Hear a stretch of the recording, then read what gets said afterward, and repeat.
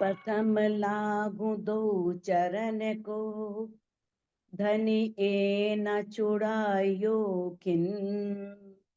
लाख तली लाल एड़ियां, मेरे जीव के यही जीवन। इन पांव तले पड़ी रहूं, धनी नजर खुलो बातन। पल न बालूं निरखु नेत्रे, मेरे जीव के यही जीवन। मेरे जीव के यही जीवन। प्रणाम जी, प्रणाम सुंदर साथ जी, प्रणाम। सुंदर साथ जी, जैसा कि हम श्री सागर ग्रंथ का 13वां प्रकरण कर रहे थे, सागर छठा खुदाई इलम का, इलम के सागर के बारे में हम जान रहे थे और उसमें हमारी 22 चौपाई हुई थी। आज हम 23वीं चौपाई से प्रारंभ करने जा रहे हैं। क्यों अर्स आगू जोए है, क्यों अर्स ढिंग है ताल। क्यों पशु पंखी अर्स के, क्यों बाग लाल गुलाल। अब दामदनी अक्षातीत इंद्रावती जी के धाम हृदय में बैठ करके बता रहे हैं कि सभी धर्म ग्रंथों में पारब्रह्म का नाम आता है, अक्षरातीत का नाम आता है। सभी धर्म ग्रंथों में प्रमाण दिए हुए हैं, लेकिन वेद पढ़ने वाले वेद भी पढ़ लेते हैं, कतेब पक्ष वाले लोग कुरान पढ़ लेते हैं, लेकिन उसके बावजूद भी किसी को जानकारी नहीं है कि वो पूर्ण ब्रह्म परमात्मा कौन है, कैसे हैं, कहाँ हैं, उनका स्वरूप क्या है, उनकी लीला कैसी है, उसके बारे में कोई भी नहीं जानता। और आगे क्या कह रहे हैं, क्यों अर्स आगू जोए है। अब रंग महल के सामने यमुना जी हैं, वो किस प्रकार से बह रही हैं, यमुना जी की शोभा कैसी है, यमुना जी किस दिशा में आई हैं। क्यों अर्स ढिंग है ताल, और रंग महल के पास में ही ओज कोसर तालाब है।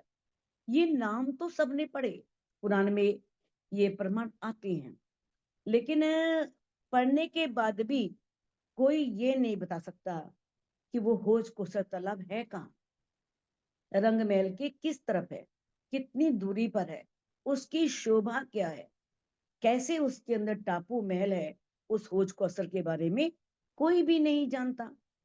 तो इस तरह से बताया है, क्यों पशु पंखी अर्स के, और किस तरह से सब सुन लेते हैं। परिक्रमा ग्रंथ में भी देखो अभी बताया जाएगा, लेकिन इस वाणी के आने के बाद तो पता लग गया सबको, यमुना जी किधर है, होज कोसर तालाब किधर है, और पशु पक्षी जो परम धाम के पशु पक्षी हैं उनमें कितना बल है, कितने वो सुंदर हैं, कैसे वो चेतन है, कैसे वो बातें करते हैं रूहों से, रूहें उन्हें जवाब देती हैं। वहां की हर चीज, चाहे वो हार हैं, चाहे पैरों के आभूषण है, सब चेतन है, सब में दिव्य गंध है। लेकिन क्यों पशु पंखी अर्श के, परम धाम के वो पशु पक्षी कैसे हैं। आज यूट्यूब पे कितना आ रहा है, कितना कुछ दिखा रहे हैं कि पशु पक्षी कैसे सब भाषा समझते हैं और किस तरह से अपने ट्रेनर के कहने पर सब कार्य करते हैं, कैसे ऊपर चढ़ जाते हैं, नीचे उतरते हैं, और कैसे कर्तव्य दिखाते हैं। आपने देखा होगा, सर्कस में भी देखा होगा, किस तरह से बाघ और शेर कई चीजें दिखाई जाती हैं, किस तरह से वो अपने मालिक के कहने पर एक छल्ले में से निकल जाते हैं, और उसमें आग निकल रही है, कैसे उसमें से बच के निकलते हैं। लेकिन परम धाम के पशु पक्षी कैसे हैं, ये जानकारी किसी को नहीं है, कोई जानता नहीं है। क्यों बाग लाल गुलाल, और सुंदर सुंदर फूलों की शोभा से युक्त जो वहां पर नूरमयी बाग हैं, उसके सौंदर्य को कोई नहीं जानता। एक रूहें ही जानती हैं जिन्होंने उसमें विचरण किया है, जो फूल बाग में घूमी है, जो नूर बाग में घूमी है, जिन्होंने परम धाम के बाग बगीचों में अपने धामधनी, अपने प्रीतम के साथ लीलाएं की हैं। उसके अलावा कौन बता सकता है उन फूलों में कैसी गंध है, उन फूलों में कितना सौंदर्य है, कितने सुंदर फूल हैं। क्यों खासल खास उम्मत बीच नूर तजल्ला जे। अब परम धाम में नूर तजल्ला आप जानते हैं, जिसमें तजल्ली के सारे गुण हो, जिसे नूर जमाल भी कहा जाता है। तो किस प्रकार से परम धाम के अंदर वो ब्रह्म सृष्टियां, वो ब्रह्म आत्माएं कैसी हैं, उनका स्वरूप कैसा है, इसके बारे में सिर्फ नाम सुना है सबने। बहुत से ग्रंथों में ये नाम आए हैं, पुराण संहिता है, महेश्वर तंत्र है, बहुत से ग्रंथ हैं पुराण संहिता में, पूरी परम धाम की जानकारी उसमें दी गई है, सारा बताया गया है। वो नौ भौम 10 आकाशी के नाम भी हैं, लेकिन उनसे पूछ लिया जाए ये है कहाँ, तो कोई नहीं बोलेगा कहाँ है, पता किसी को नहीं।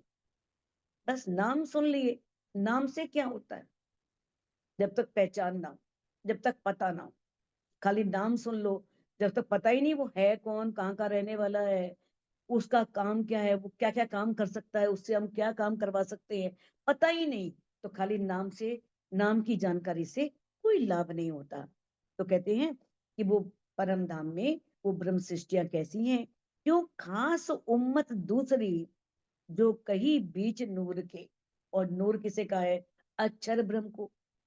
और जो अक्षर ब्रह्म की जो खास उम्मत है, ईसवी सृष्टि है, दूसरी ईसवी सृष्टि, उसके बारे में भी कोई नहीं जानता कि वो ईसवी सृष्टि किसने बनाई, कैसे आई, सिर्फ नाम सुन लिया। यानी कहने का भाव यह है कि जब तक ये ब्रह्मवाणी नहीं आई, तारतम ज्ञान नहीं आया, तब तक ये जानकारी किसी को नहीं मिली। ए नाम निशान सब लिखे, खुशबुए जिमी उज्जल। अब धर्म ग्रंथों में ये नाम तो सब लिखे हुए हैं और सारा उसका वर्णन भी किया गया है, और किस तरह से यह भी लिखा है कि वहां की धरती बड़ी उज्जवल है, बड़ी सुंदर है, अनुपम शोभा वाली है, और कैया पानी दूध सा। और ये भी कह दिया कि वहां जो है किस तरह से, वहां यमुना जी का जो पानी है, जोए का पानी है, वो बिल्कुल दूध के समान उज्जवल है, मिश्री के समान मीठा है। ताल जोए का जल, ताल भोज कोसर तालाब, जोए यमुना जी, भोज कोसर तालाब और यमुना जी का जो जल है वो कैसा है, दूध के समान उज्जवल है, दूध के समान है। अब देखो, अगर आप नोट करना चाहो तो कर सकते हो, पुराण संहिता के अध्याय 32 में श्लोक नंबर 45 और 202 ये जानकारी आपको मिल जाएगी। इसके लिए महेश्वर तंत्र देखना पड़ेगा, और इसके अलावा पुराण संहिता देखनी पड़ेगी। और महेश्वर तंत्र में अध्याय 42 और श्लोक 8 से 30 तक यमुना जी की शोभा का विस्तार से वर्णन है। अब इन दोनों ग्रंथों में परम धाम की शोभा पर काफी प्रकाश डाला गया है। तो इसी प्रकार से कुरान के भी मंजिल सूरह 30, उसका नाम है अम्मे सूरे कोसर, और आयत नंबर है 1 से 3। आयत बोलते हैं जैसे हमारे यहाँ चौपाई होती है, साखी होता है या शब्द है, ऐसी इनकी आयत होती है। तो 1 से 3 में ये वर्णन किया गया है। तो आपको लगे तो आप ये पुस्तकें खोल करके, जो भी इसको मानने वाले हैं, कोई मैत्र तंत्र को मानने वाला है, कोई प्राण संहिता को मानता है, तो उनके ये श्लोक खोल करके उन्हें बता सकते हो कि देखो आपकी ग्रंथों में भी ये प्रमाण दिया है, तो अब बताओ वो है कहाँ, कैसा है। भाई सारे ग्रंथों में कहाँ है, महेश्वर तंत्र में तो बिल्कुल स्पष्ट रूप से लिखा है, शिव जी ने बहुत कुछ पार्वती जी को बताया है। जोए किनारे जरी द्योरी, पूर जवेर दरखत। अब यमुना जी के किनारे पर किस तरह से सारा जो ऐसा नहीं है, यमुना जी के जो किनारा है ना, वो ज्वारात जड़े हुए हैं उसमें, हीरे मोती ज्वारात, और बड़ी सुंदर सुंदर उसके किनारे पर द्योरियां हैं, जिसकी शोभा अनुपम है, अद्वितीय है, पूर्ण जवेर दरखत।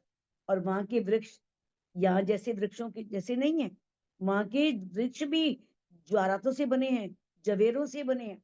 बताओ उसकी शोभा कितनी होगी, कैसा सुंदर वो यमुना जी होंगे, जिसके किनारे जरी से जड़े हुए हैं, ज्वारातों से जड़े हुए हैं, और वृक्ष भी जवेरों के बने हैं। ये नाम निशान सब लिखे, पर कोई पावे ना हकीकत। ये नाम भी लिखे हैं, निशान भी सब लिखे हैं, पर कोई भी इसकी हकीकत को, इसकी वास्तविकता को नहीं जान पाता। वेद है, पुराण संहिता है, महेश्वर तंत्र है, इनको पढ़ने वाले, जो इन्हें पढ़ते हैं, गीता भी पढ़ते हैं लोग, भागवत भी पढ़ते हैं, पढ़ने के बाद भी वो सब लीला अद्वैत, उस सच्चिदानंद पारब्रह्म के धाम के बारे में, उनकी स्वरूप के बारे में, लीला के प्रति पूरी निष्ठा उनके अंदर नहीं आती। अगर वो जिज्ञासा ना आए, जिज्ञासा आएगी तभी तो जानने की कोशिश करेंगे। जब अंदर से ऐसा कौतूहल ही नहीं होगा, जिज्ञासा नहीं होगी, तो उसके में कैसे उलझेंगे? क्योंकि लोगों को तो माया चाहिए, जड़ पूजा में उलझे, मूर्ति पूजा कर लो, परिक्रमा कर लो, बस लंगर भंडारे कर दो, हो गया काम। हमें तो काम होना चाहिए। अब कुरान हदीसों को पढ़कर भी जो मुसलमान के लोग हैं, वो परम धाम की शोभा के बारे में और उस पार ब्रह्म के स्वरूप को स्वीकार नहीं कर पाते, उसे स्वीकार नहीं करते। तो कहते हैं, बिना तारतम ज्ञान की शरण में आए बिना वास्तविक ज्ञान कभी भी नहीं हो सकता। तारतम ज्ञान की शरण में आने पर ही वो वास्तविक ज्ञान हो सकेगा। नेक नेक निशान कहत हूं, वास्ते साइदी मेहमत। अब इंद्रावती जी की आत्म कह रही है कि मोहम्मद साहब ने बहुत सी गवाहियां दी हैं, साक्षियां दी हैं, तो उनकी साक्षियों को सही सिद्ध करने के लिए कि वास्तव में वो साक्षियां ठीक है, मैंने नेक नेक कुछ कुछ निशान, निशानियां, प्रमाण दिए हैं। ए पट खुलिया नूर पार का, कहूं कहां लग कहूं ना हद। कहते अब इस तारतम वाणी के आने से, इस ब्रह्म वाणी के आने से ये दरवाजा खुला कि वो परम धाम कहाँ है। नूर पार मैंने अक्षर के पार, कैसे वो परम धाम है, तो उससे परे का ज्ञान सबको प्राप्त हो गया। कहाँ लग कहूं नहद। कहते मैं कहां तक कहूं, इसकी कोई सीमा नहीं है। कोई सीमा हो तो कहूं, तो कहां तक कहूं, इसकी कोई हद नहीं है, इसकी कोई सीमा नहीं है। इलम खुदाई लुदन्नी, रू अल्लाह ल्याए इत। अब रू अल्लाह आप जानती हो, रू अल्लाह किसे कहा है? शमा महारानी को। तो शमा महारानी यहाँ पर क्या लेकर के आई? इलम खुदाई लुदन्नी, ये तारतम ज्ञान को कहते हैं, जो स्वयं पार ब्रह्म ने इंद्रावती जी के धाम हृदय में बैठ करके कहलवाया है। तो इस तारतम ज्ञान को लेकर के शमा महारानी आई। उमियो पट खोल बका मिने, बैठाए करे निस्बत। उमियो, उमियो जिन्हें कोई जानकारी नहीं थी, जिन्हें कुछ पता ही नहीं था, राज्य ने कहा था, कहा है वाणी में, उमी मेरे यार। जो बिल्कुल साफ दिल वाले हैं ना, वो जानते ही नहीं है, पता ही नहीं है, वो मेरे पक्के मित्र हैं। तो कहते हैं उमियों पट खोल कर बका मिले, ऐसे जो बिल्कुल परम धाम को भूल गए थे, पार ब्रह्म को भूल गए थे, उस शोभा के बारे में कोई जानकारी नहीं थी, तो उन सब पर्दों को खोल करके कहाँ बैठाया? बैठाए कर निस्बत, निस्बत की पहचान करके कि इनका हमारा परम धाम का संबंध है। तो उस संबंध की पहचान करके उन्हें कहाँ बैठाया? परम धाम में, बकामी ने, अखंड परम धाम में। इसका मतलब ये नहीं कि अखंड परम धाम में पहुंचा दिया। अरे वाणी, वाणी में तो कहा है ना कि हम सारे इकट्ठी आई हैं, ओढ़े भेले जागसी भेले, आए भी इकट्ठे हैं और यहाँ से जाएंगे भी इकट्ठे। तो वहां पर ये तो नहीं है कि जिनको पता लग गया, जिन्हें ज्ञान हो गया और वो परम धाम में जाग गए। नहीं, इसका अर्थ है कि चितवनी के माध्यम से वो परम धाम में सब कुछ देख सकते हैं। उन्हें परम धाम कहते कहा है ना, उठ के नहाइए यमुना जी, कीजिए सकल श्रृंगार, सात संबंधी मिलके के लिए संग भरतार। कि हमें किस तरह से यमुना जी में, क्योंकि जब हम आए थे तो उस दिन हमें कहाँ जाना था, पाठ घाट पर, है ना। तो अब यहाँ से जाएंगे तो कहते हैं बस अब जाग जाओ और उठ करके कहाँ चलना है, यमुना जी में, जहाँ पर हमने सबने श्रृंगार करना है और अपने सारे सुंदर साथ के मिलकर के अपने प्रीतम के साथ विहार करना है, क्रीड़ा करनी है। ए बल इन कुंजिए का, काहू होता न एते दिन। अब आगे की चौपाइयों में इस तारतम वाणी के बल का परिचय दिया है, जो बीतक साहिब में, श्री बीतक साहिब में 8वें प्रकरण में, जो 8वां पैर की बीतक है ना, 8वें पैर की बीतक में वाणी का बल कितना है, वाणी में कितनी ताकत है, वो सारा स्पष्ट धनी ने खोल करके सभी सुंदर साथ को बताया। तो वही कुछ उसकी झलक इन आगे की कुछ चौपाइयों में आ रही है कि इन कुंजिए का, कुंजी क्या है, तारतम वाणी, तारतम ज्ञान, जिससे हमें परम धाम की जानकारी मिली, परम धाम के दरवाजे खुले, परम धाम में सुंदर साथ प्रवेश कर सका चितवनी के माध्यम से। तो इस कुंजी का बल देखो, काहू होता ना एते दिन, आज तक कहीं पर भी किसी के पास नहीं था। रू अल्लाह पैगाम उम्मत को द्वार खोलिया बका वतन। अब शमा महारानी ने किस तरह से सभी सुंदर साथ को ये संदेश दिया और द्वार खोलिया बका वतन, और अखंड परमधाम के दरवाजे को खोल दिया। अखंड परमधाम का सबको वास्तविक ज्ञान करा दिया। आज तक कितने बड़े बड़े ज्ञान के सागर हुए, बड़े विद्वान हुए, ज्ञानी हुए, संत हुए, महंत हुए, कितने हुए, आज तक किसी के पास ये ज्ञान नहीं था जो ज्ञान हमें क्षमा महारानी ने दिया। क्षमा महारानी जो ज्ञान को लेकर के आई, इस ज्ञान की महिमा अनुपम है, अद्वितीय है, जो जिसने सारा हमें परमधाम का परिचय करा दिया। एक कायम अर्थ अपार है, जो कहावत है वाहिदत। ये जो अखंड परमधाम है ना, ये अपार है, असीम है, अनंत है। अभी तो आपने थोड़ा थोड़ा जाना है ना, सिर्फ पुखराज पहाड़ के बारे में ही जाना है या होज कोस्तर के बारे में। आगे आगे देखोगे ना, कितनी ऊंची ऊंची महाबिलंद हवेलियां आएंगी, जो कितनी ऊंची हवेलियां हैं, 4 हार हवेलियां आएंगी। किस तरह से छोटी रांग, बड़ी रांग, आठो सागर, 8 जमी, कितने बड़े बड़े सारे परम धाम को उन्होंने ढक रखा। इतनी ऊंची ऊंची हवेलियां, वो अपार है, असीम है, अनंत है। और उसे क्या कह गया है, कहावत है वाहिदत। वहां पर क्या है, सब में एक दिली है। वहां तो ना तो किसी नई वस्तु का प्रवेश होता है और ना ही कोई वहां से निकल सकता है। किसी का निष्कासन भी नहीं होता, निकलता भी कोई नहीं, ये असंभव है, कोई उसे वहां से निकाल नहीं सकता। तो किस तरह से जो हमारे मूल तन है ब्रह्मश्रेष्ठियों के, वहां परम धाम में विराजमान है और वे ब्रह्मात्माएं ही वहां जाती हैं और साक्षात करने का अधिकार भी, पर दर्शन सब कर सकते हैं। दर्शन करने का अधिकार धनी ने सबको दिया है। जो इस वाणी पर पूरा विश्वास लाएगा, इस वाणी पर चलेगा, अपना समर्पण करेगा, तो वो उस पूर्ण ब्रह्म परमात्मा अक्षरातीत का दर्शन तो कर ही सकता है। कहते हैं आगे, कोई पहुंचे ना अर्स रूहों बिना, जिनकी ए निस्बत। लेकिन रूहों के बिना वहां कोई पहुंच नहीं सकता, बस वहां पर वही पहुंच सकता है जिनका उनसे अखंड संबंध है। लेकिन जीवों को इतना तो धनी ने उपहार दिया है, कितना बड़ा उपहार दिया है कि किस तरह से जो जीव उन पर पूर्ण रूप से फिदा होगा, समर्पित होगा, अपना तन मन धन सब निछावर कर देगा, उन पर विश्वास लेके आएगा, और रूहों के समान ही उनको रिझाएगा,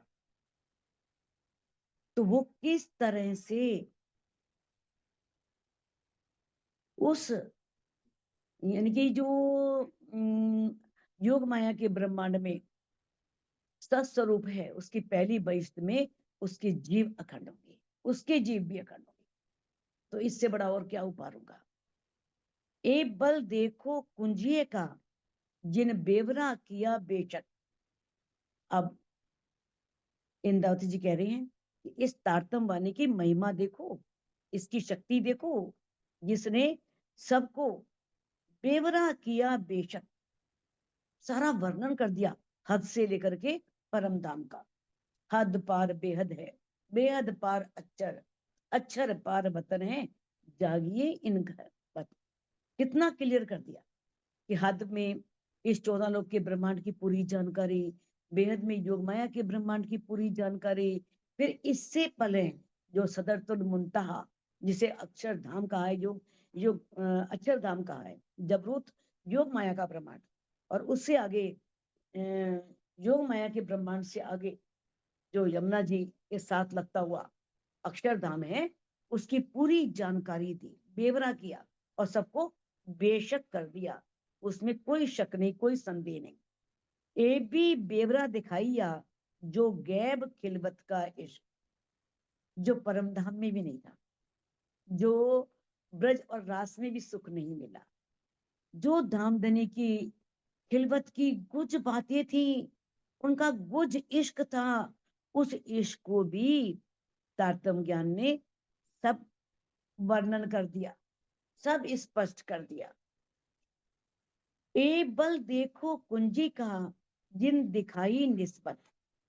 इस तारतम वाणी का बल देखो, तारतम का बल तो देखो वही है ना, तारतम का बल कोई ना जाने, जाने मूल स्वरूप, मूल स्वरूप के चित्त की बातें है तारतम में कई रूप।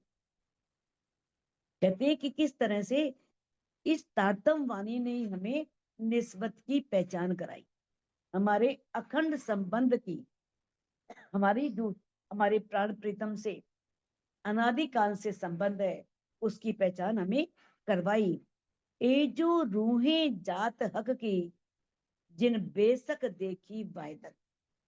अब जो ये धामधनी की अंग रूपा आत्माएं हैं, ब्रह्म श्रेष्ठियां हैं, उन्होंने इस वाणी के ज्ञान के द्वारा परम धाम की एक दुली को, वाहिदत को जाना।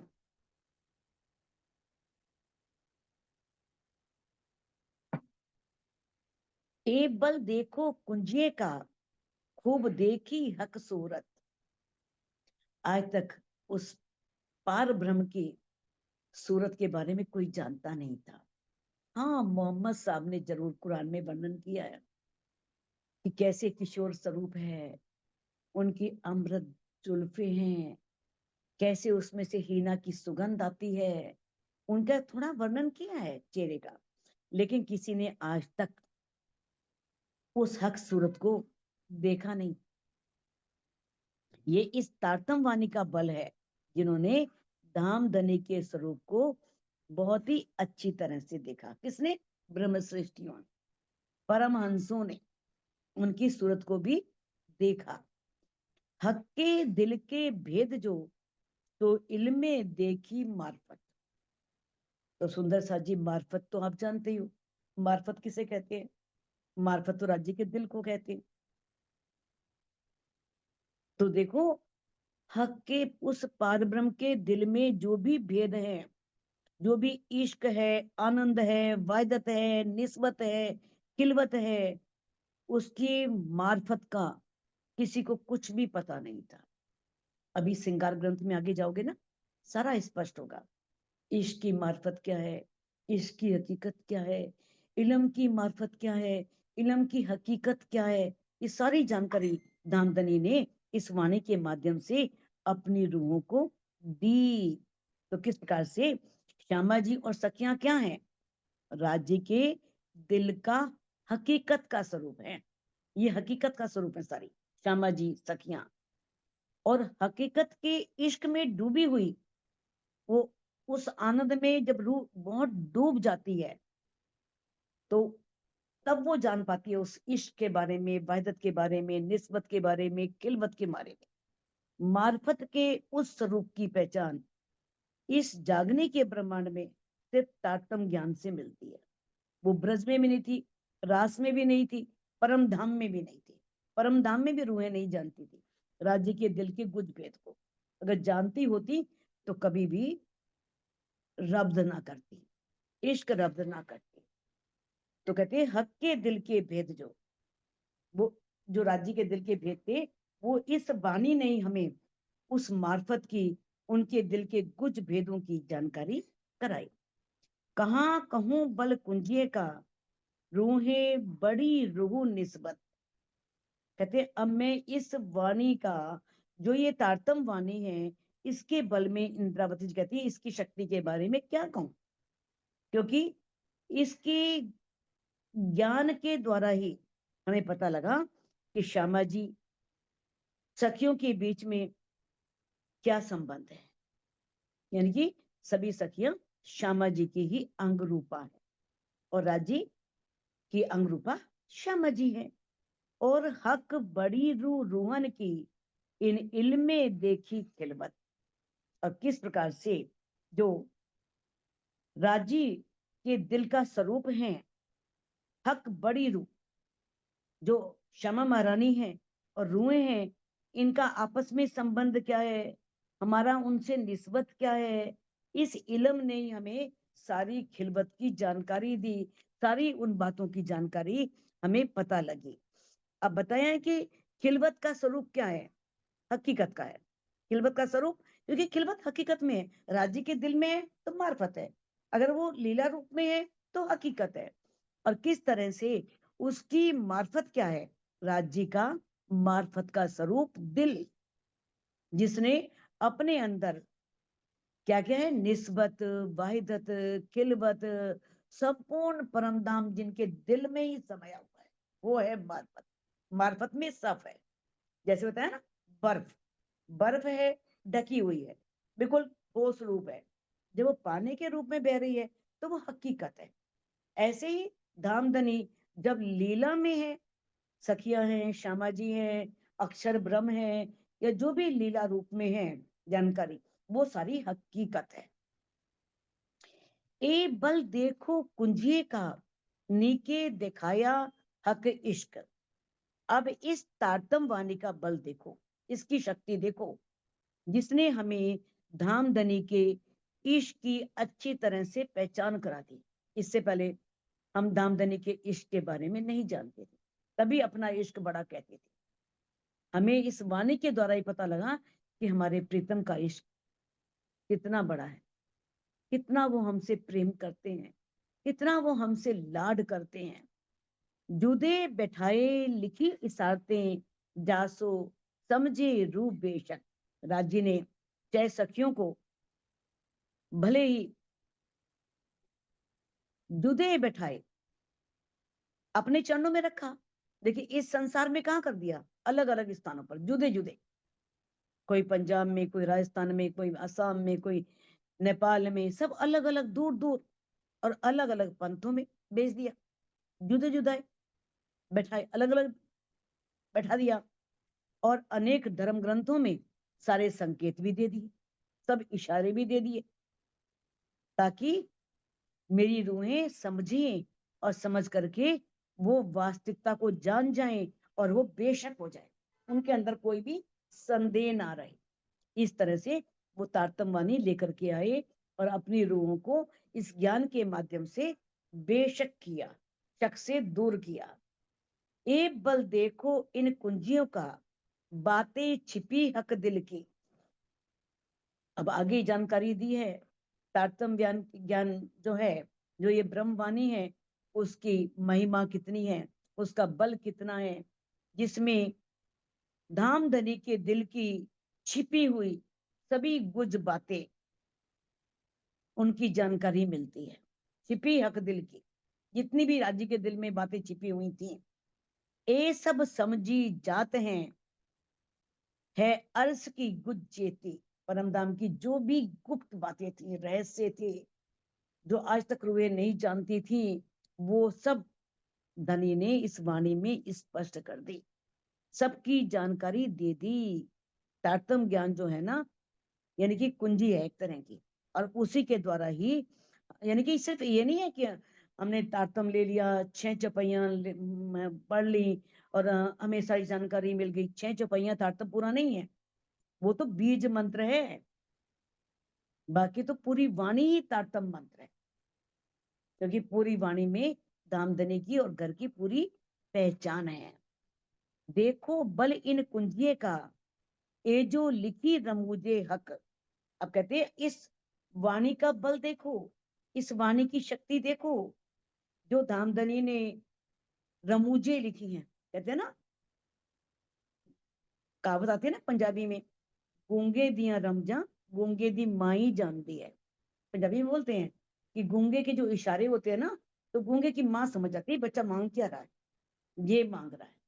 ऐसे ही धामधनी ने तोतली भाषा में बात कही है, और उसे कौन समझती है? ब्रह्म सृष्टियां, जो उन्होंने रमूजे लिखी है ना, संकेत लिखे हैं, इशारे लिखे हैं। तो आखिर रसूल हुए आवई, रसूल मोहम्मद साहब भी हैं और रसूल प्राणनाथ जी भी हैं। तो यहाँ पर आखिर के रसूल कौन है? आखिर के रसूल प्राणनाथ जी हैं।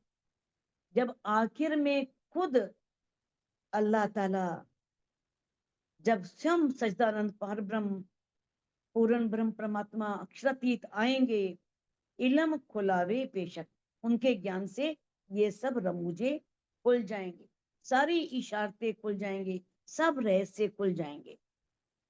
ए बल देखो कुंजिए का, रूहें बैठाई जुदे कर। कहते हैं अब इस तारतम वाणी का बल देखो कि किस तरह से धामधनी ने उन्हें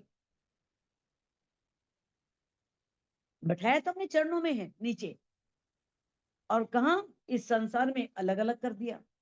कोई ब्राह्मण, कोई क्षत्रिय, कोई वैश्य, कोई शूद्र, कोई मुसलमान, अलग अलग चलेगी सब जातियों में। और किस तरह से आप कहे संदेशे कहा में, और आप ही संदेशा भिजवा रहे हैं, मैसेज दे रहे हैं, चिट्ठियां लिख रहे हैं रूहों को। आप ल्यामे जुदे नाम धर, और किस तरह से वो खुद ही, कहने वाले भी आप हैं, लेकिन कह तो खुद रहे हैं, लेकिन नाम दूसरा धर दिया कि मामती जी कह रहे हैं। अपने को नहीं कहा कि मैं कह रहा हूं, इंद्रावती के तन में बैठ करके मामती जी के द्वारा उनके नाम से कहलवा रहे हैं। आप ल्यावे, ल्याए तो आप हैं, कह आप रहे हैं संदेशे, जुदे नाम धर। वही है ना, जब वो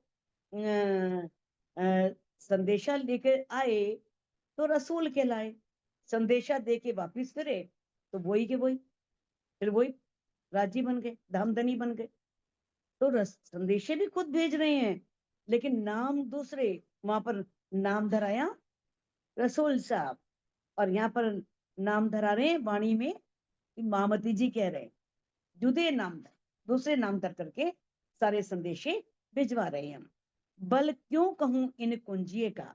अब इंद्रावती जी कहती हैं कि इस तारतम वाणी के बल के बारे में मैं कैसे कहूं, जो हक दिल गुज इश्क, जो राजी के दिल में इतना गहरा, गुज, गंभीर इश्क का सागर है, रूहों के लिए अपरंपार इश्क है, गजान गंज इश्क है। 3 दरियाओं की लहरें उनके दिल में, जो ये इश्क का दरिया है, उस दरिया की नहरें उतरी नासूत में बेशक, इस नासूत में, इस नश्वर ब्रह्मांड में, इस माया के ब्रह्मांड में, जो सपन का ब्रह्मांड है, वहां पर वो नहरें उतरी। ये तारतम वाणी की महिमा है, जो राज्य के दिल के अंदर जो दरिया है ना, इश्क का दरिया, और उसकी नहरें इस वाणी के रूप में यहाँ उतरी, सिर्फ रूहों के लिए, क्योंकि इश्क का प्राण इलम है और इलम का प्राण इश्क। अभी चौपाई आती है, इलम चातुरी खूबी अंकी, ए पट लिखिया अंकुर, तो लोग ये समझते हैं अरे इसने तो वाणी पढ़ ली, वाणी की चतुराई आ गई, तो यही तो पर्दा है। ये पर्दा नहीं है सुंदर साथ जी, ब्रह्मवाणी का ज्ञान होना कोई पर्दा नहीं है। पर्दा क्या है? जब हम अपनी सपन की बुद्धि लगाते हैं, ये माया की बुद्धि लगाते हैं, वाणी की पहचान होती नहीं और हम किसी को भ्रमित करने का प्रयास करते हैं, वो इलम चातुरी है जो इस अंक की शोभा है, जो मैं धनी से दूर करती है। जिस रूह को इस वाणी से पहचान हो गई, वाणी का पता लग गया, तो वो चतुराई भी होगी तो धनी की होगी, वो उसकी चतुराई नहीं होगी, क्योंकि उसने वाणी के द्वारा जान लिया कि किस तरह से ये चतुराई मेरे लिए कितनी खतरनाक है। वो कभी भी तुक्का नहीं लगाएगी, कभी भी ये नहीं कहेगी, वो स्पष्ट कह देगी कि मुझे इसकी जानकारी नहीं है। तो इश्क का प्राण इलम है, इलम का प्राण इश्क है, इलम से ही इश्क आता है। तो ये मत समझना कि इलम की चतुराई लेके क्या करना है। राजी ने वाणी में कह दिया वाणी पढ़ने से क्या होता है, छोड़ो। चटनी सीखने से क्या होगा, छोड़ो। क्योंकि ये इलम तो चतुराई है और हमें राजी से दूर करेगी। तो नहीं लेंगे तो बहुत दूर हो, फिर तो बहुत दूर। तो ये ब्रह्मवाणी का ज्ञान राजी के नजदीक जाने के लिए है, ना कि राजी से दूर करने के लिए। बल कहाँ कहूं कुंजिए का, जो झूठा खेल रंचक। अब मैं इस तारतम वाणी का बल क्या कहूं, जो हमने इस झूठे खेल को देखा। ये थोड़ा सा हमें धनी ने खेल दिखाया इस नश्वर ब्रह्मांड का, जो लय हो जाने वाला है। तो रूहों साच कर दिखाइया, बंद बांधे कई बुजरक। फिर तारतम वाणी से ब्रह्म सृष्टि ने पारब्रह्म की पहचान कर ली और उन्होंने संपूर्ण ब्रह्मांड को अखंड मुक्ति देने का दावा कर दिया, सत्य कर दिखाया उसको। बंद बांधे कई बुजरक। अब तक उस पार ब्रह्म की पहचान के संबंध में, इस पहचान कराने के लिए कितने ज्ञानी हुए, जिन्होंने अनेक विचार दिए। और वो विचार कैसे थे? संदेह से भरे हुए, अनेक गांठें लगा रखी थी, कर्म कांड की गांठें। इतने कर्मों से बांध दिया था, किस तरह से त्रिगुण फांस के फंदों में बांध दिया था। तो किस तरह से बताया? बंद बांधे कई बुजरक। इस संसार में कई बुजरक हुए जिन्होंने ऐसा किया। देखो, ब्रह्मश्रेष्ठियां इस खेल में आई तो आने कारण ही तो अखंड मुक्ति का सौभाग्य मिला सबको, कि सारा ब्रह्मांड अखंड मुक्ति को प्राप्त करेगा। तो अब सत्य जो अखंड है, अखंड करके दिखाने का जो भाव है वो यही है। किस प्रकार से? बंद क्या है? बंद आप जानेंगे, गांठ बांधना, नियम बना देना। और ये राज्य ले जाओगे ना तो पूरे गांव वालों को न्योता देना पड़ेगा, सबको भोजन करवाना पड़ेगा, सुबह शाम उठ करके नहा धो करके पूरा पूजा पाठ, 5 टाइम भोग लगाना पड़ेगा। कितने नियम बना दिए, लोगों को डरा दिया। लोग कह लगे नहीं वाणी घर लेके नहीं जानी, इतना कुछ कौन करेगा, कैसे करेंगे। तो किस तरह से ये नियम बांध दिए, मैं कौन हूँ, मैं कहाँ से आया हूँ, पारब्रह्म का धाम स्वरूप लीला क्या है। सृष्टि के प्रारंभ से ही इस प्रश्नों को अभी तक कोई उत्तर नहीं था। ये सारी जानकारी किससे मिलती है? इस ब्रह्मवाणी के द्वारा। इस ब्रह्मवाणी बताती है मैं कौन हूँ। मैं पारब्रह्म की ब्रह्म अंगना हूँ, ब्रह्म आत्मा हूँ। मेरा घर परम धाम है और मेरी आत्मा के प्रीतम मेरे धाम धनी है, मेरे अक्षरातीत है। ए बल देखो कुंजिए का, रूहें बीच 14 तबक्के आए। अब इस कुंजी का बल देखो, इस तारतम वाणी का बल देखो कि किस तरह से रूहें इस 14 लोक के ब्रह्मांड में लाई आई। सो इल्मे दिखाया झूठ कर। और इस वाणी ने बताया कि ये ब्रह्मांड नश्वर है, झूठा है, लय हो जाने वाला है, मिट जाने वाला है। और किस तरह से उन्होंने माया को पीट दी, बीच अर्श के बैठाए और उन्हें अर्श में बैठा दिया। यानी कि यहीं बैठे बैठे रूहें अर्श का नजारा ले सकती हैं, अगर माया से मुख मोड़ लें तो। बस इतना ही तो है, खाली माया से पर्दा करना है, माया का पर्दा हटाना है, माया से मुख मोड़ना है, बस धनी की तरफ मुख करना है। और किस तरह से इस वाणी ने हमें पहचान कराई और किस तरह से हमें परम धाम में बैठाया। इन हक का इश्क दुनी मिने, ना पाइये लुदन्नी बिन। अब धामधनी का इश्क पाना हो तो बिना तारतम ज्ञान के बिना कोई नहीं पा सकता। तारतम ज्ञान से ही धनी के इष्ट के बारे में जानकारी मिलेगी, वो सारे गुज भेद मिलेंगे। बिना इश्क न इलम आवहीं, दो तोले अरस परस वजन। यानी कि बिना इश्क के इल्म नहीं आता और बिना इल्म के इश्क नहीं आता। ये बात तो क्लियर है, आपको पहले भी सागरों के द्वारा सब समझ चुके हो कि किस तरह से जब तक हमारे अंदर इश्क नहीं आएगा, एक नूर की एक नीर सागर जैसे एक रूह है, उसके रूह में दिल में ये इच्छा ही नहीं पैदा होगी कि मैं उसके बारे में जानूं, नूर के बारे में, धनी के बारे में जानूं, तो कैसे वो जानेगी? वो इच्छा ही तो राज्य का हुक्म है, वही तो इश्क है। वो आया तो उसने ब्रह्मवाणी से जानकारी प्राप्त की। अब जैसे ही वो वाणी में घुसी तो उस इश्क से इलम आया और उस इलम से फिर अपने पूरे राज्य के दिल के कुछ भेद पता लगे, पूरी कुछ इश्क के रहस्य खुले। तो बिना इश्क के इलम नहीं आता, बिना इलम के इश्क नहीं आता। ये दोनों इश्कों में फर्क है, पहले इश्क में और दूसरे इश्क में। ये मैं आपको एक उदाहरण के द्वारा स्पष्ट बता चुकी हूँ। किस तरह से एक जो स्त्री है, उसका पति अगर मानो वो बहुत ईमानदार है, बहुत यानी कि पति परायण है, अपने पति को ही पतिव्रता भी है और अपने बच्चों का भी ध्यान रखती है, अपने परिवार का भी ध्यान रखती है, सास ससुर का ध्यान भी रखता है, तो पति उस पर कितना समर्पित होता है। किस तरह से जो बातें उसके माँ को पता नहीं होंगी ना, वो बातें उस पत्नी को पता होंगी कि कहाँ पर एफडी पड़ी है, कहाँ मकान है, कहाँ रजिस्ट्री है, कहाँ जायदाद है। वो सारी गुप्त जानकारी वो पति अपनी पत्नी को दे देगा। तो राज्य ने किसको देंगे? उसी को देंगे ना जो वफादार है। जो वफादारी नहीं है, जिससे राज्य में विश्वास ही नहीं है, कभी कहीं भटक रही है, कभी कहीं भटक रही है, उसे थोड़ी देंगे कोई, उसको ही जानकारी देंगे ना जो अपना कर्तव्य पालन कर रही है। तो कहती दो तोले अरस परस वजन। तो इस प्रकार से अगर तोलो ना तो दोनों बराबर हैं, अरस परस है, दोनों का महिमा बराबर है, दोनों की बल बराबर है। एक कुंजी बल अपार है, जिनसो पाया अपार। इस कुंजी का बल अपार है, असीम है, कहा नहीं जा सकता, जिनसे हमने उस अपार परम धाम को जान लिया। उस परम धाम का कोई पार नहीं है ना, तो उस अपार को जाना, तो इस कुंजी का बल भी अपार है, मास्टर की है, जहां लगाओ खुल जाएगी। वेदों में लगाओ तो वेद के रहस्य खुल जाएंगे, कुरान में लगाओ कुरान के रहस्य खुल जाएंगे। तो ये कुंजी मास्टर की है, ये इसका बल कहा नहीं जा सकता। लिया हक दिल गुज इश्क, जिनको कहूं ना शुमार।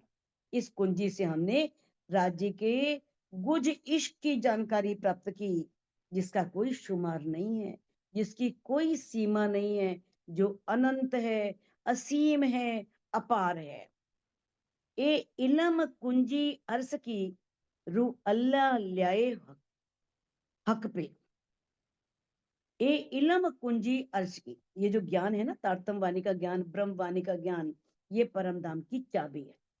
कई तो सोचते हैं तारतम ज्ञान ले लिया, चाबी मिल गई, अब परम धाम का दरवाजा खोलेंगे, अंदर प्रवेश कर जाएंगे।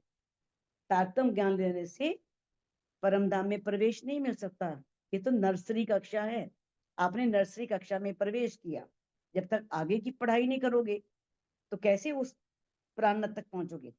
जो पीएचडी प्राणा जी हेड ऑफ द डिपार्टमेंट, ये सारे ब्रह्मांड के जितने ब्रह्मा विष्णु महेश हैं उनके हेड हैं, इस पूरे विभाग के मुखिया हैं, उसके बारे में कैसी जानकारी करोगे? पीएचडी करोगे तभी तो पीएचडी, तभी तो उनकी जानकारी प्राप्त करोगे, इतना पढ़ोगे। यानी कि वाणी बिना पढ़े, बिना वाणी का ज्ञान लिए कुछ नहीं हो सकता, ये भी बहुत जरूरी है। कहते हैं रू अल्लाह ल्याए हक पे, जो क्षमा महारानी राज्य से लेकर के आई है, ये तारतम वाणी।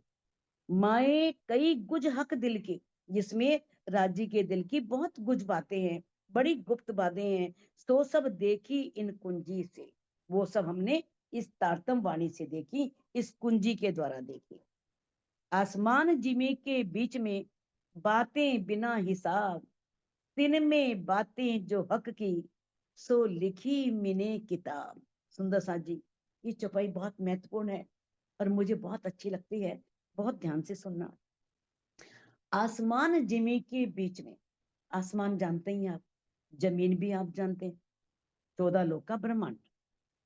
इस 14 लोक के ब्रह्मांड में उस परमात्मा के बारे में बिना हिसाब के बहुत ग्रंथ लिखे, बहुत किताबें लिखी, अनंत बातें हैं अध्यात्म के नाम पर, अनेक संप्रदाय हैं, अनेक धर्म हैं।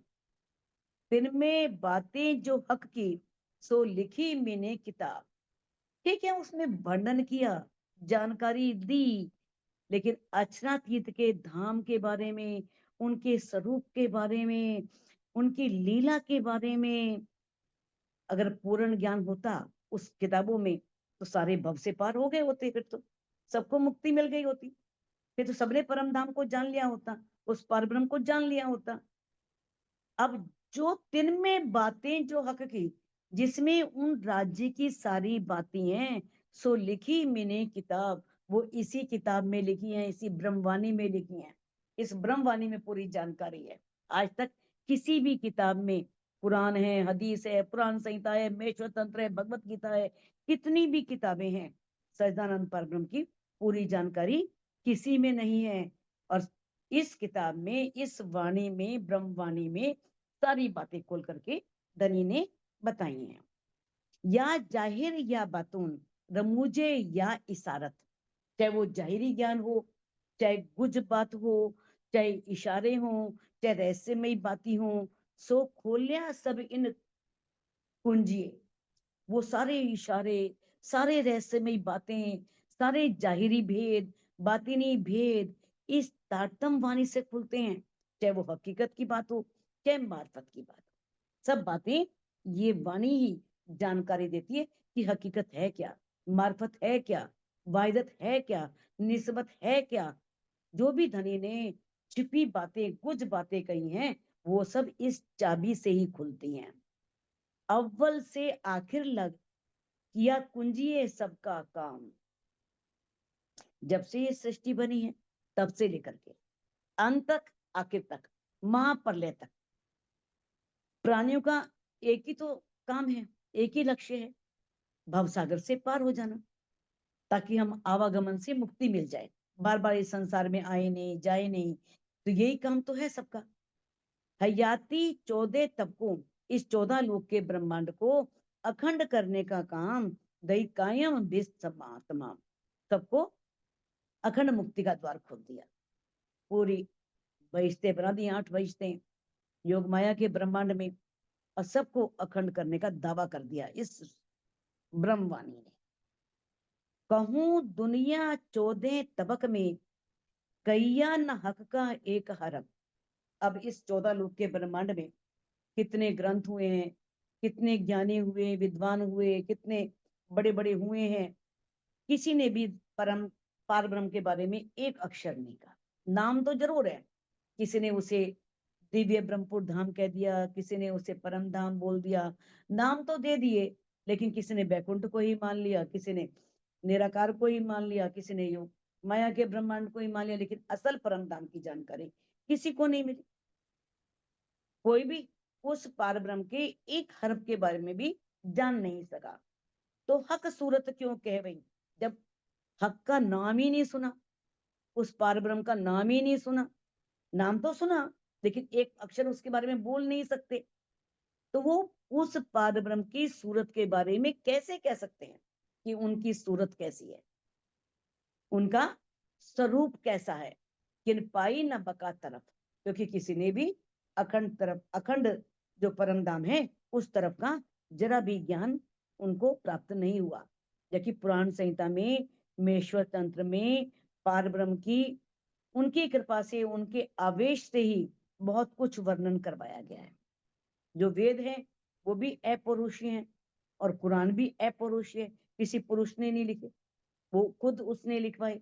वेद भी किस प्रकार से ईश्वर द्वारा खुद निकले हैं, कैसे ब्रह्मा जी बोले और 4 ऋषियों ने उन्हें लिखा और वेद लिखे गए।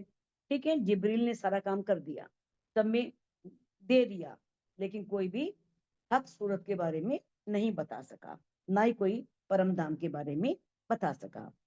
तिन हक के दिल का गुज जो, सो कुंजिए खोलिया इन। अब उस हक के दिल की गुज बातों को इस कुंजी ने खोला, इस तारतम वाणी ने खोला। तो बात दुनिया की इत कहाँ रही, कुंजी ऐसी नूर रोशन। ये ऐसी कुंजी है जिसमें नूर का प्रकाश है, जो नूरमयी है, ऐसी कुंजी है। तो यहाँ पर फिर दुनिया वालों की सपन की बुद्धि तो क्या काम करेगी भाई, उनके तो सपन की बुद्धि है, तो उनके लिए तो ये ज्ञान असंभव है, संशय से भरा हुआ उनका ज्ञान तो सारा, उसमें संदेह ही संदेह है। तो ये कुंजी ऐसी है, उसके सामने कोई ठहर नहीं सकता। इतना उजाला, इतना प्रकाश कि उसके सामने कोई ठहर ही नहीं सकता, किसी का बल ही नहीं है। सदर तुल मुंतहा अर्स अजीम, जबरूत या लाहूत। अब देखो यहाँ पर सदर तुल मुंतहा आया है। सदर तुल मुंतहा कहते हैं अक्षरधाम को, और जबरूत आगे आया है तो जबरूत बोलते हैं योग माया के ब्रह्मांड को। तो सदर तुल मुंतहा अक्षरधाम कहाँ पर है, अर्श अजीम परम धाम कहाँ पर है, जबरूत योग माया का ब्रह्मांड कहाँ पर है, लाहूत परम धाम कहाँ पर है। इत जरा शक कहूं ना रही, इसमें जरा भी किसी को शक नहीं रही। ए बल कुंजी कुवत, ऐसा बल है इस कुंजी में, इस तारतम वाणी में, इतना दृढ़ बल है, इतनी ताकत है इस वाणी में कि इसके बाद किसी को कोई शक नहीं रहता, कोई संदेह नहीं रहता। अर्श अजीम के बाग जो, ओज जोए जानवर, जो परम धाम के बाग बगीचे हैं, कुंजवन है, निकुंजवन है, फूल बाग है, नूर बाग है, सातों वन है, इन सब के बारे में, भोज कोसर के बारे में, जोए यमुना जी के बारे में, परम धाम के जानवरों के बारे में, इत सक जरा न कहूं। अब किसी को कोई शक नहीं है, चाहे वो मोलाते हो या कोई भी अंदर की बात हो, क्योंकि वाणी के बाद सारे संदेह मिट जाते हैं, सारे शक खत्म हो जाते हैं। इन अरसों की भी क्या कहूं, इन कुंजी अतंत बुझ, कहते हैं अब ब्रह्मवाणी में जो अतंत बुझ बोलते हैं अनंत ज्ञान, असीम ज्ञान, अपार ज्ञान। इस ब्रह्मवाणी में जो अपार ज्ञान है, असीम ज्ञान है, इस वाणी ने राज्य के दिल के रहस्यों को प्रकट कर दिया। तो कहते हैं तो उससे प्रकट होने वाले जो अक्षरधाम है, परम धाम है, 25 पक्ष हैं, उसके बारे में कितना कहूं, इन अरसों की भी क्या कहूं। अब इसके बारे में मैं क्या बताऊं, जबरूत के बारे में, या जो भी सदरतुल मुंतहा सब है, जिसने राज्य के दिल की कुछ बातों को निकाल दिया, अंदर के भेदों को प्रकट कर दिया। और बात इत कहाँ रही, फिर और कहने की बात क्या रह गई। हक के दिल का गुज, जिस कुंजी ने राज्य के दिल में भी चाबी लग गई, राज्य के दिल के भी ताले को खोल दिया, उनके रहस्यों को भी उजागर कर दिया। तो कहते अब उनके बारे में तो क्या कहें, बाकी जो हैं वो तो सब प्रकट होंगे ही होंगे इस वाणी से। श्री मोहम्मद कहे ए मोमिनो, ए ऐसी कुंजी इलम। महामती जी जो इंद्रावती जी के तन को शोभा मिली, वो कह रहे हैं कि है मोमिनो, ये जो इलम का सागर है, ये ऐसी कुंजी है, ऐसा ज्ञान है। ये मेहर देखो महबूब की, उस महबूब की मेहर देखो, उस पार ब्रह्म की मेहर देखो। तुमको पढ़ाए आप कसम, शिवराज जी आपको पढ़ा रहे हैं। नाम इंद्रावती जी का, इंद्रावती जी के तन में बैठे हैं, लेकिन कह कुछ खुद रहे हैं, कहलवा खुद रहे हैं। तो ये इतना इस तारतम वाणी में बल है कि राजी की मेहर है कि वो रूहों को खुद पढ़ाते हैं। आता है ना श्रृंगार ग्रंथ में चौपाई आती है, ए हक बातन की बारीकियां, हक के दिए आवत, ना सीखे ना सिखाए, हक मेरे पावत। हक की जो कुछ बातें हैं, जो रहस्यमयी बातें हैं, वो राज्य के देने से आती, एक बार नहीं कितनी बार वाणी पढ़ जाओ, जब राज्य देना चाहेंगे तभी मिलेगी। हर रूह का समय फिक्स है, किसको कब क्या देना है। कहते हैं ना सीखे ना सिखाए, ना सोबते, हक मेरे पावत।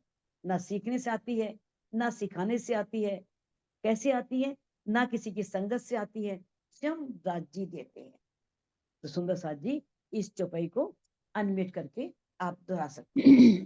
श्री माँ मत कहे ए मोमिनो, श्री महामत कहे ए मोमिनो, ए ऐसी कुंजी इलम, ये ऐसी ऐसी इलम, इलम, ए मेहर देखो महबूब की, ए मेहर देखो देखो महबूब की, तुमको आप पढ़ावे खसम, तुमको तुमको आप आप पढ़ावे पढ़ावे खसम। कसम।